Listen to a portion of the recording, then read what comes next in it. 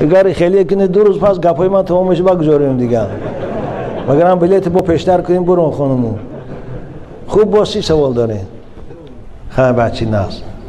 علیکم السلام. خودم هم جایی سلامت باشی بچه. خدا نگهدارینا مخلصای من در حفظ خدا باشی. خب میخواستم در حق پدر و مادر و سر کلامی که همین روز خبر اومد که دیو پاره قرآن ختم. بارک الله. خوشا به حالت. دادر ما خدا نگهش داره. خیلی عاشق ما است. خداوند پدر و مادرش سلامت داره.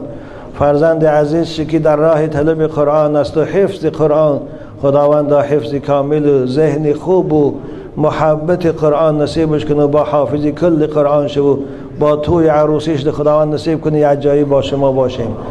برای پدر و مادرایی که فرزنداشان اهل قرآن میکنن بازم میگن خوشا به حالتان عزیزان من. رسول اکرم صلی الله علیه و سلم حدیث انس است که طبرانی روایت میکند یقال لقارئ القرآن، روز قیامت که مژده خداوند حافظای قرآن، کسانی که قرآن حفظ کردن و از یاد کردن، میفرمود است که دست پدر و مادر گیر جنت بیا، دروازه جنت می درآمدیان، براق سوار میشوند خودش و پدر و مادرش. حدیث طبرانی است در کتاب تربیت الاولاد. محمد قاسمی ترجمه آورده است.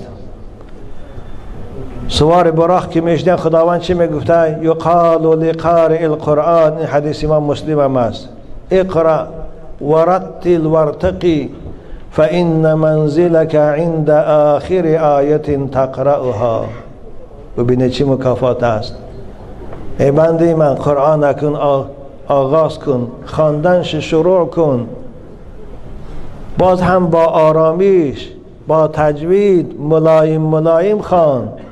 ورتل منو شمین ورتقی برآمدن گیر. براق شاید این فایزه که ما شب آمدیم 250 کیلومتر در یک ساعت، او براق الهی ساختگی برای بندگان شاید در یک ساعت 2500 کیلومتر میپره، شاید 250,000 کیلومتر میره تیز رفتاریش. یک سوار شو برآمدن گیر. فإن منزلك عند آخر آیت تقرأها. در کجایی که تمام میشه و قرآن، آنجا قرارگاه تو و قرارگاه پدر و مادر توست. خوشا به حال پدر و مادرایی که بچه هاشان در راه طلب قرآن میگذارند، از بحر آغوش گرم خود، از بحر نوازش و مهربانی خود میگذارند و فرزند نزد استاد میبرند. شاید رنج میکشد، شاید ناراحتی میکشد، اما در همش صبر میکنند. بچه‌شان قرآن خوان میکنند، بچه‌شان حافظی کل قرآن میکنند. خوشا به حالشان که این مکافات انتظار اونهاست. خداوند دادر ما را از این مکافات با همسرش با نصیب کند. شما را هم عزیزان من از قطار شما، ما را هم خداوند بیرهامان و فرزندانمان حافظ قرآن کند و از این مکافات به نصیب کند. خوب با کی سوال دارم؟ بابایشان کواس نوشیدن درست است یا نه؟ کواس یعنی که من نمیدونم چم این ترکیب چی داره. اگر مس کنه حرامه، اگر مس نکنه برای سلقینی باشه. خوش این از آدمایی که میخورن ابیا پرسه بچم. مولای مسجد آدم کم کم اگر خورم یا رو پرسه بیا میدونم. من نخوردم ای بچگیم تا امروز، نه نیمنات چه خوردم، نه این چه خوردم، نه وایشه نمیدونم بچم. بازم میگم حکم شرع همین است. اگر مس کنه کل مسکرین خمر قلیله و کثیره حرام. هر چیزی که مس کنه حرام است، خب کمش قضایی، لیکن مس نکنه با کی نداره بچم. بابایشان برادری که نماز میخواند با دخترش با محرم سخن میکند، حکم آنها از نظر اسلام چی؟ برادری که نماز میخواند با دخترای نامحرم صحبت میکنه. خوب صحبتش اگر رفت و برای حوث و برای چشم چرانی و برای شهوت نباشه، برای کار باشه. مثلا من شما دکان در بازار دکان داره، زنها و دخترها میبینن سودا میکنن، قطیتان گفتگو میکنه، خرید و فروش در این باکی نداره. اما صحبتش به هوس باشه، صحبتش به نگاه با شهوت باشه، صحبتش به خاطر آن باشه که رو در دام خودت غلطانی و فریبش کنی، قول کنی، به قول ختم کنی، این صورت حرام است این صحبت. زیرا عزیزان میگن تکون نظرتون ثم خطرتون ثم خلوتون ثم خطیئتون. همه سرچشمه زنا از همین نگاه و گفتگو پیدا میشه. وقتی که تو نگاهش کردی به هوس به شهوت، در دلت الکید فکری وای پیدا میشه، وای کی برفت سودا کردی هوش دقیقای اوی است، چیکار کنم پگه تلفن شیاوم پگه در کدام اسگاوی قتیش یاوم باید بار دیگه واخرم. همین نقشه کشیده میستی. این خطره میگن، نقشه دل. در دل این خیرها گذاشته میگرن. خوب بعد این چی میشه؟ با ثم خطبتون، بعد تلفنش که یافته تلفنش میکنی، جای واخری رو بعد تعیین میکنی، بعد قدم زده میری روتسیا میشه. ثم خطیئتون، بعد پیش که رفتی بعد میشه چی؟ خجالت شرمندگی، دست به دست زیارت کنی گناه، آغوشش کنی گناه، بوسش کنی گناه، خوب باز دیگر کار کنی با از او گناهی وزنین تر. بنابراین یک حدیث ده، یک روایت عزیزا میگن من حفظ نفسه هذه الاربعه فقد احرز دینه.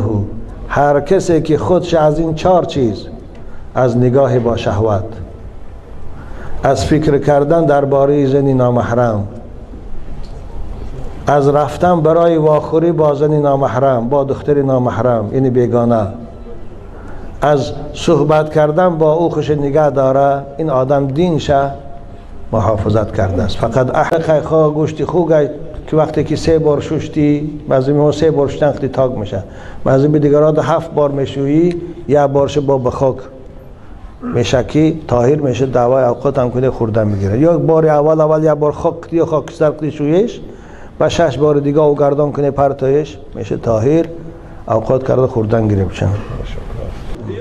خب در یک موعظه همین شما گفته که انا مولهایی که آدمای کتابی میکشن خوردن میشوه، یا بار دیگه میخواستم که 10 بارش 10 بارم که خواهی هم گپی من همینه که اهل کتاب طعامش حلاله بچم، گوشت گوسفندش، گوشت گاوش، گوشت مرغش حلاله بچم.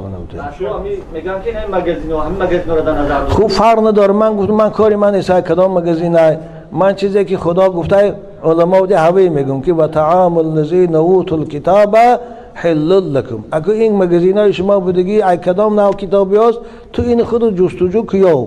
اگر کتابی های مسیحیش باشن، کتابی هایی که به بیبلشان و به عیسی باور داشته باشن، از همون دولت ها باشه، همین آیت کلمه در همش داخل است.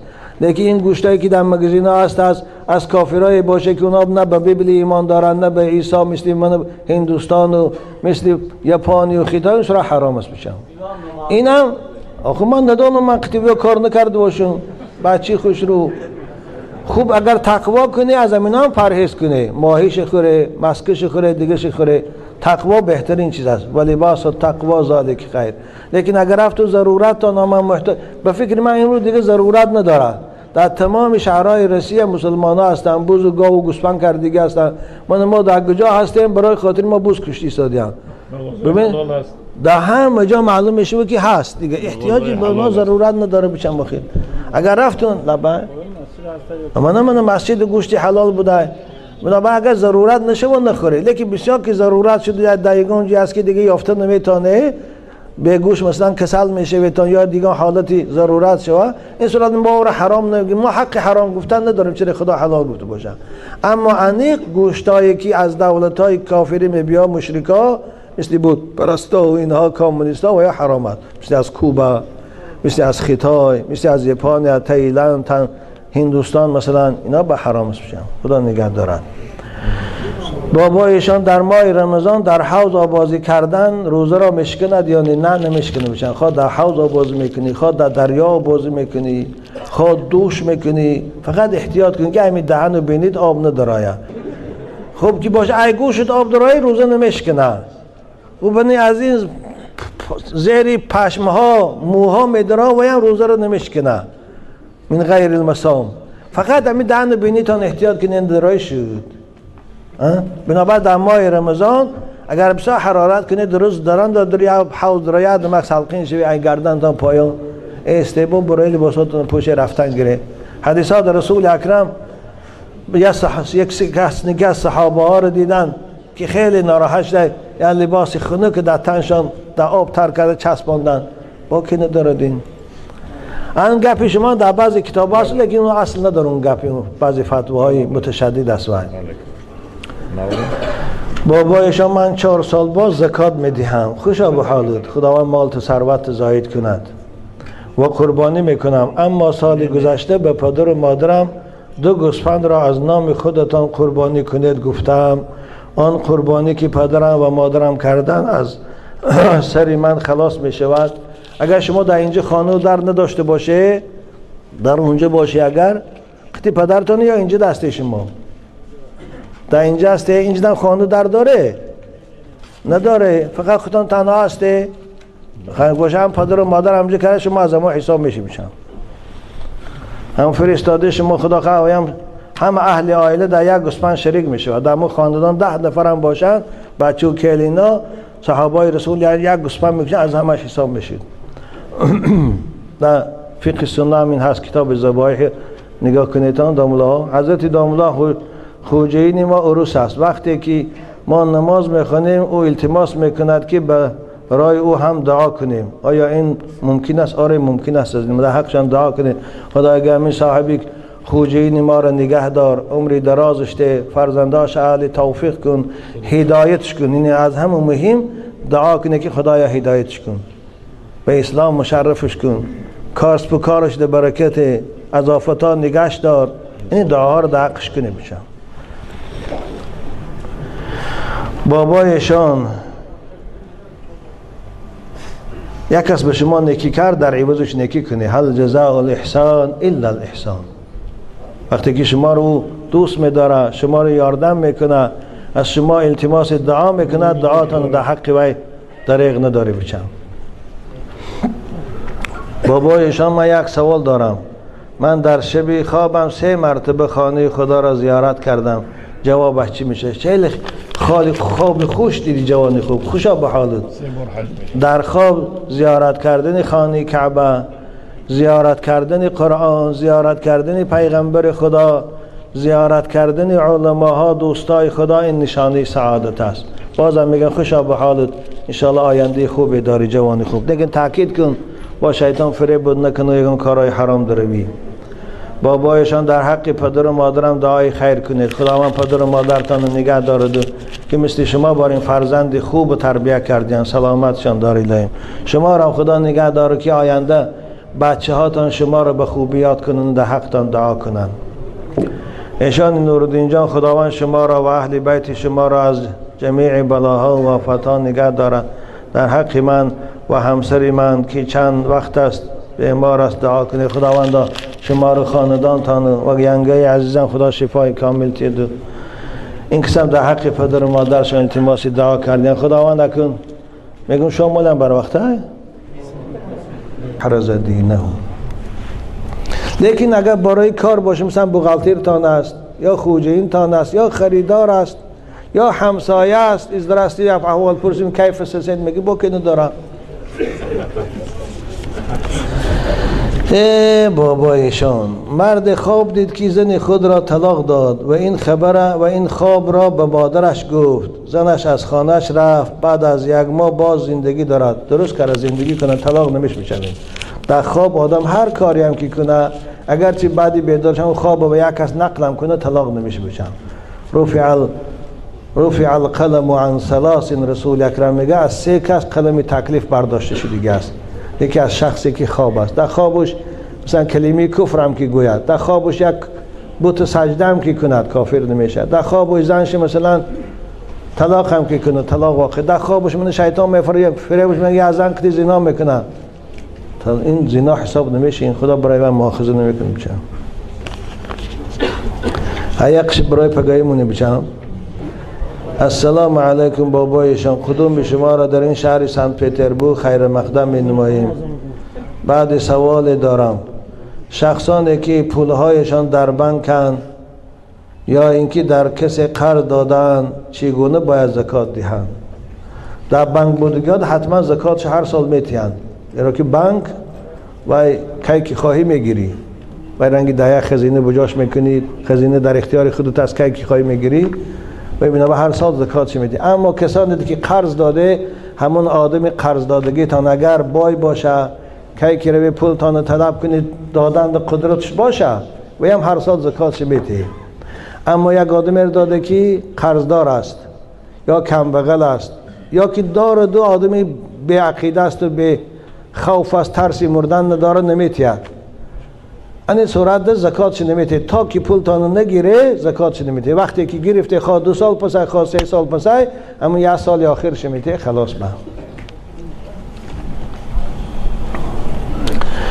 حکم کسانی که در رمضان و یا در پیش علماها نماز میخوانند و از نظر دین مبین اسلام چیست؟ در آخر در حق بیماران و به فرزندان دعا کنید. خدا همتان عزیزان من شفات دید و نگهبان شد و مهاجرا را. خوب این منافق میگم چند وقتی که در پیش علما نماز میخوانند در جای خلوت نماز نمیخوانند و این منافق میگن. خدا منافقا رو دوست نمیداره، خدا منافقا رو سخت عذاب میکنه. باید بنده خدا باشه، باید برای خدا عبادت کرد. خدا همیشه همراه ما و شماست در کجایی که نباشیم. این یک دویمی که اینها ریاکار حساب میشن، پیش مردم نماز میخوانند جای خلوت نماز نمیخوانند. خدا این تو نماز ریاکاره رو در روشان میزند. نماز ریاکاره رو خدا قبول نمیکند عزیزان من. بنابر کسانی که اگر همین اخلاق داشته باشند هوشیار شوند که اونا سخت فریب میخورند. اونا با یک ذات روپرو شده ایستادن که وی شوخی رو نمی بردارد. ادبگاه محبت ناز شوخی بر نمی دارد. بنابر روز قیامت ریاکارا که می خستیند در پیشگاه خدا، پیش ملاحات و پیش مردم نماز میخوان جای خلوت نه، پیشگاه خدا می رفتیان خداوند سیاست خطی میفتن برو ثواب نماز از همون کسی گیر که در پیشش به خاطر خرسندیش نماز خواندی. یا الله خدا پناهی وقتی که از خدا این تو جواب میشنویم. نبا هوشیار شوی بچم. نماز 4 رکعت است یا 2 رکعت است، مشکلی نداره. بسیار اگر مردگی باشه لااقل همون فرض خانه بسیار من سلفی های خدا زده باری. اما بے پرواگی نسبت نماز. خدا در قرآن کسانی که در نماز سهل انگاری میکنن چی میگوید؟ فویل للمصلین الذین هم عن صلاتهم ساهون. نماز شهادت نامه مسلمانی است. نماز راز بنده مومن با خداست. نماز رابطه مخلوق با خالقش است. نماز چراغ گور است. نماز بیرق اسلام است. نماز حجت و برهان مسلمانی است در روز قیامت در مرافعه سودی. خلاص نماز بلیت درآمدن بهشت است. نماز فرق بین مؤمن و کافر است. العهد الذي بیننا و بینهم الصلاة. نماز است. بنابراین بازم میگه عزیزان درباره نماز بے پرواگی نکنه. خب اگر بسیار کارتان ضرور باشه، بسیار اگر خسته باشه، لااقل فرض خانه بعد از آن خاربه، بعد از آن اخفای کارتان شوه. و الا پیغمبر شما چی میگن؟ و قرة عینی فی الصلاة. رسول اکرم هم مثل شما بار این تشویش زیاد داشت. و سردار دولت بود، و سردار قوه های مسلحش بود، و سردار اداره های تقسیم صدقات و زکات بود، و بالای این سردار عائله بود، و بالای این شوهر بود، بالای این پدر مهربان بود، بالای این پیر مرشد بود، بالای این امام مسجد بود، بالای این برای عائلش کار میکرد. با وجود همین قدر مسئولیتی وزنین در بالاش نماز ترک نمی کرد، نسبت نماز به پرواگی نمی کرد. و حضرت حبب الی من دنیاکم ثلاث. از دنیای شما خدا به من محبت 3 چیز در دلم جا داد. 3 چیز خدا محبتش در دل من از اختیارم بیرون جا داده است. من به اختیار خودم این سه چیز دوست نداشتم، خدا محبت اینا رو در دل من پیدا کرده است. یکی نماز است. رسول اکرم آنقدر نماز دوست می داشته، حتی گاه حضرت عایشه مادر ما میگه پیغمبر خدا بیمار شدن، پاهای مبارکشان دیگه کار نمیکرد، دیگه قوتی نمیکرد که حضرت راست نگاه دارد، راست ایستاد، پاهاشان کم قوت شد، ششتگی نماز شروع میکردن. حضرت عایشه مادر ما روایت میکنه 10 15 20 آیت که میموند با بزرگ میخستن راست، این 10 20 آیت میخواندن راست و بر رکوع میرفتن. نماز که تمام میکردن میگفتن عایشه در زندگی انسان که اگر نماز نباشد در این زندگی هیچ خیری نیست. ببینید پیغمبر چی گفت؟ زندگی که در وی نماز نباشه این زندگی نیست. مگر جوانایی که به نمازن خیال میکنن زندگی یا زندگی است؟ وی زندگی حیوانی است، وی زندگی شهوانی است، وی زندگی غافلانه است، وی زندگی از خدا دور است، وی زندگی حسرت است. رسول خدا میگویند عایشه وقتی که در زندگی انسان نماز نباشد در آن زندگی خیری نیست. بعد از این رسول اکرم چند روز پس وفات کردن. انا لله و انا الیه راجعون. خداوند جنت برای نمازخوانها آماده کرده است. ببینید سوره مومنون خداوند وصف بهشتی ها را میکند که 10 صفت دارن بهشتی ها. اعوذ بالله من الشیطان الرجیم. قد افلح المؤمنون الذين هم في صلاتهم خاشعون. صفت اولشان نماز میخوانند، نماز با خشوع میخوانند، نماز با عشق با خدا میخوانند، نماز به خاطر راضی با خدا میخوانند، نماز به خاطر آن میخوانند که این پیشانی زیباشان در زمین مونن و سبحان ربی الاعلی گویند خدا جان تو دوست بداری که من پیشانی ما در زمین مونم و تو رو یاد کنم، تو از این خرسند میشی. نماز برای میخوانند خاشعون. آخرشان خدا چی میگه؟ والذین هم لاماناتهم و عهدهم راعون والذین هم علی صلواتهم یحافظون. آغازی صفت بهشتی ها را به نماز کرد، آخرش هم انتهاش هم به نماز تمام کرد. ثانی به مکافاتشان اعلان کرد اولئک هم الوارثون الذین یرثون الفردوس هم فیها خالدون. از این آیه معلوم شد که نماز مهمترین رکن اسلام است. در نماز بے پرواگی شما جوانای عزیز، شنوندگان این نوارها در هر گوش و کنار عالم باشه، در نماز بے پرواگی شما سبب غفلت شماست، سبب فریب خوردن شماست، سبب در دام شیطان مبتلا بودن تان است، سبب آن است که دل شما در تصرف شیطان است. و الا نماز رسول اکرم تن قرة عینی فی الصلاة، روشنایی چشم من نماز ای. یا الله یا الله. نماز به این حد در اسلام مهم است که اگر راست استاده نتانه ششتگی خوان. حضرت عمران ابن حسین رضی الله تعالی عنه بیماری وزبین بودن، حضرت خبرگیری شاه رفتن گفتن عمران نماز راستا خوان، اگر راستا خوانده نمیتونی ششتگی خوان، مثل که من این داده اشتر مثل قدی التحیات. اگر این تام ششته نمیتونی چارزانشین خوان، اگر این تام ششته نمیتونی بالای استلدشین و به اشاره خوان، اگر این تام نمیتونی خواب را یا پرک پاد دراز کنو نماز خوان. اما اجازت ندادن، اما حضرت رخصت ندادن که خیلی تو کار دو وزبین است یا تو کسی میانو در میکنه نماز تا نخوان نگفتن.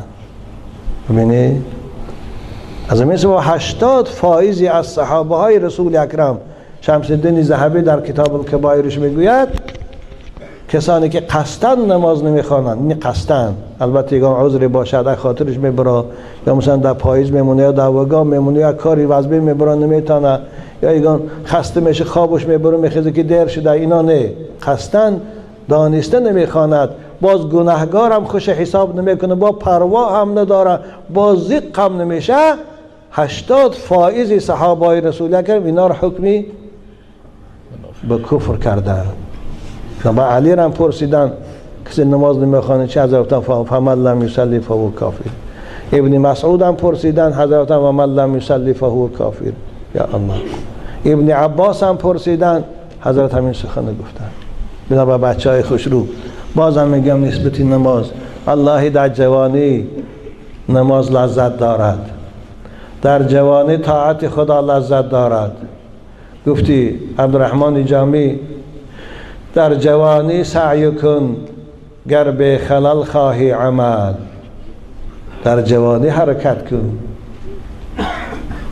در جوانی سعی کن گر به خلل خواهی عمل، میوه به نقصان بود چون از درختی نوبر است. درختی نوبر میوه های کلان کلانی به عیب خوشرو میتیه، بازار در نرخش 10 سوم 15 سوم 20 سوم است. درختی که سالش رفت 10 ساله و 15 ساله شد مثل مستفید 70 و 60 ساله بارین. میوهش هم پوچوله است و میدک است و کرم خورده است، بازار بری یا 1 سوم میگیرش یا 2 سوم. طاعت جوانی مثل همون درخت نوبر میوهش است، خریدارش بسیار است. طاعت وقت پیری مثل همون درخت پیر است که میوهش قیمت ندارد. خوب به شرطی که با به پیری رسیم. عزیزان من الان این دادره که حالی گفتن شهید شد که میدونه چند ساله است. اگر جوان باشه چی حسرتی است، لیکن نمازخوان باشه انشاءالله شهید است، شهید خدا مقام بلند در جنت میتید. خدا پدر و مادر شد، همسر داشته باشد، همسر و برادر داشته، صبری جمیل تید. به پیری رسیدن گمان است. حضرت مولوی ما و شما رو میگوید مگو ای تشنه فردا آب نوشم، به پیری در رهی طاعت بکوشم، به بوی پیری چندین نوجوانی، برفتم به طاعت از این دار فانی. مبادایی که به طاعت بمیری، ز نخل باغ عمرت بر نگیری. به فرض گر رسی در پیری ای یار، قدی پیران ندارد طاقتی بار. بنابرای بچه عزیز نماز شام هم اکنون نزدیک شده. انشاءالله این مکتوبایی که اینجا جمع کرده دست مولا طاهر میتیم اینجا میسته. با فقط نماز است من همراه شما هستم، با 10-15 دقیقه صحبت میکنم. این مکتوباتان جواب با یگان مکتوب دیگه هم داشته باشه بیاری دادن گیره. خب چند قیش دانم میگم کنوش که ندانم با داملای خدا نمیجه است با میابم میتینتم. با همین صحبت امروزی خدا به پایان میرسانم. از روزی که مسجد بسته شده بود این تو صحبت طولانی اکنون کردم، دیگر صحبت طولانی نداشتم. خداوندا همه شما را نگه دارد. این انبوه زیاده که به خاطر شنیدن سخن حق آمده، شاید بعضی شما را جای کاراتان خیلی دور بودگیست، مسافه های طولانی را طی کرده آمده. شاید بعضی شما الان حالا گرسنه است، غذا نخورده آمده. خداوندا این محبت تانده اجر و پاداش دید. خداوندا این قدم های زندگی تانده خب ثواب در آخرت نصیب کند و در این دنیا تن صحتی و خاطر جمعیت. خداوندا رزقاتان فراخ کند و بار دیگر دعا میکنم هر مقصودی که داشته باشه خدا رسانتان. آمین یا رب العالمین. در حق مولا طاهرم، در حق حاجی عبدالقادرم، در حق دیان بیگم، در حق عبدالستار خیش ما که انشاءالله با من مسابقه بوده سری بچهش خطی با میرفتین و اینا که سبب آمدن ما اینجا شدن، تشویش ما در گردن این هاست. و همه کسانی که دیروز در وغزل در واخری ما برآمده محل صحب من نتانستم با شما واخری کنم، شما آزار یافته، از همتان عذرخواهی میکنم، معذرت میخوام. خداوند همه تان نگه داره، خصوصا اینا رو پروردگار. خیخا گوشتی خوگه که وقتی که 3 بار شوشتی، بعضی میگن 3 بار شوشتن خیلی تاگ میشه، بعضی به دیگران 7 بار میشویی، 1 بارش با بخاک میشه که طاهر میشه، دعوای اوقات هم کنه خوردن میگیره. یا بار اول 1 بار خاک یا خاکستر کنی شویش و 6 بار دیگه او گردان کنه پرتایش میشه طاهر، اوقات کرده خوردن گیره بشن. خب در یک موعظه همین شما گفته که انا مولهایی که آدمای کتابی میکشن برده میشود یا بردگی میخواستم که در همین بارش ده بارم که خواهی هم گپی من همینه که اهل کتاب طعامش حلاله بچم گوشت گوسفندش گوشت گاوش گوشت مرغش حلاله بچم شما میگن که این مگزینو همین مگزینو رو در نظر خوب فرق نداره من گفتم من کاری من نیست کدام مگزین من چیزی که خدا گفته علما بوده هوی میگم که و طعام الذین اوتوا الکتاب حل لكم اگه این مگزینای شما بودگی ای کدام نوع کتابی هست تو این خود جستجو کیو اگر کتابی های مسیحی باشن کتابی که به بیبلشان و به عیسی باور داشته باشن از همون دولت ها باشه همین آیت کلمه در همش داخل است لیکن این گوشتایی که در مگزین ها هست از کافرای باشه که اونا نه به بیبل ایمان دارن نه به عیسی مثل من هندوستان و مثل ژاپن و خیتای سر حرام است بشم اینم آخه من ندانم من کتابی کار نکرده باشم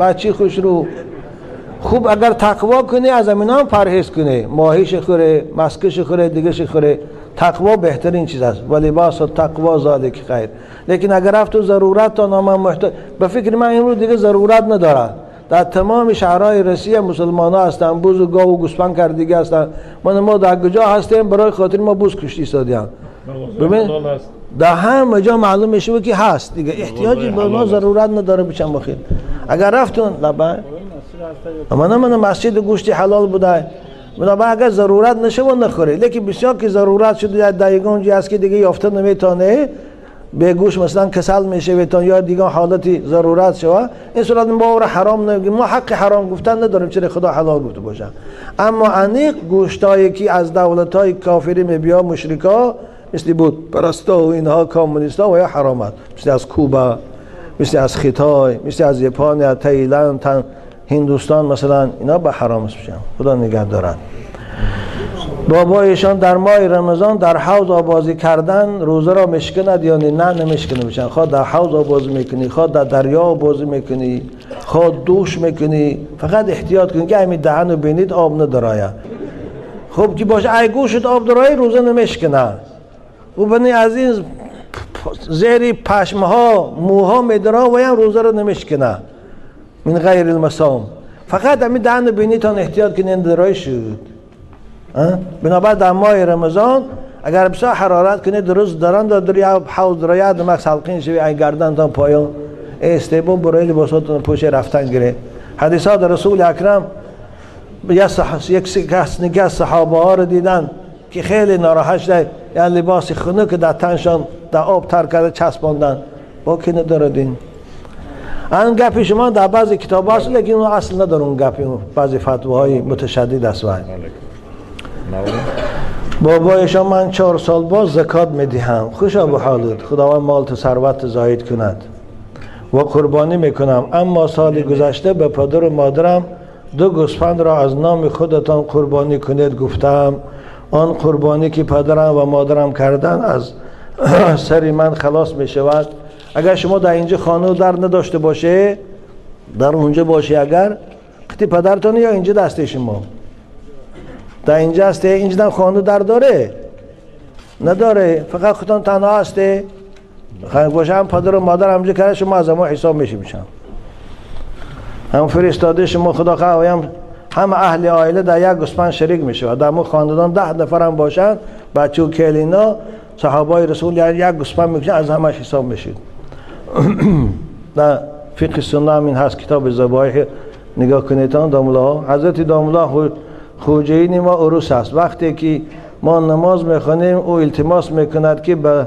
برای او هم دعا کنیم آیا این ممکن است؟ آره ممکن است در حقشان دعا کنیم خدا اگر همین صاحبی خوجین ما را نگه دار عمری درازش ده فرزنداش اهل توفیق کن هدایتش کن این از همون مهم دعا کنه که خدایا هدایتش کن به اسلام مشرفش کن کارس و کارش ده برکت از آفتا نگهش دار این دعاها رو در حقش کنه بشم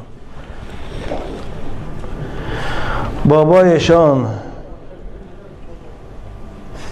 یک کس به شما نیکی کرد در عوضش نیکی کنی هل جزاء الاحسان الا الاحسان وقتی که شما رو دوست می‌داره شما رو یاردم میکنه از شما التماس دعا میکنه دعاتون در حق وی دریغ نداری بچم بابایشان من یک سوال دارم من در شب خوابم 3 مرتبه خانه خدا را زیارت کردم. جوابش چی میشه؟ خیلی خواب خوش دیدی جوانی خوب، خوشا به حالت. در خواب زیارت کردن خانه کعبه، زیارت کردن قرآن، زیارت کردن پیغمبر خدا، زیارت کردن علماها، دوستای خدا، این نشانه سعادت است. بازم میگن خوشا به حالت، انشاءالله آینده خوبی داری جوانی خوب. دیگه تاکید کن با شیطان فریب بود نکن و یکن کارهای حرام دروی. بابایشان در حق پدر و مادرم دعای خیر کنید. خداوند پدر و مادرتان نگه دارد که مثل شما بار این فرزند خوب تربیت کردین، سلامتشان دارید. شما را خدا نگه داره که آینده بچه هاتان شما را به خوبی یاد کنند، در حقتان دعا کنند. ایشان نورالدین جان خداوند شما را و اهل بیت شما را از جمیع بلاها و آفاتان نگه دارد. در حق من و همسر من که چند وقت است بیمار است دعا کنید. خداوند شما را، خاندانتان و ینگه عزیزم خدا شفای کامل تید. این قسم در حق پدر و مادرشان التماس دعا کردین. خداوند اکن میگم شما مولم بر وقته